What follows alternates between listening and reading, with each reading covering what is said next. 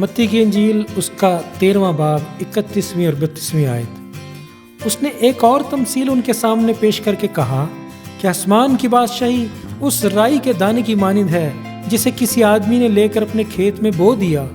वो सब बीजों से छोटा तो है, मगर जब बढ़ता है तो सब तरकारियों से बड़ा और ऐसा दरख्त हो जाता है कि हवा के परिंदे आकर उसकी डालियों पर बसेरा करते हैं। आमीन।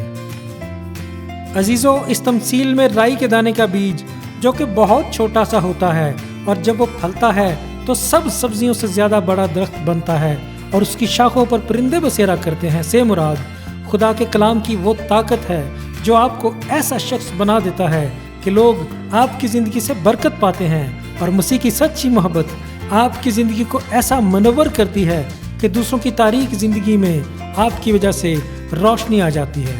खुदा आपको बरकत दे, यीशु के नाम में, आमीन।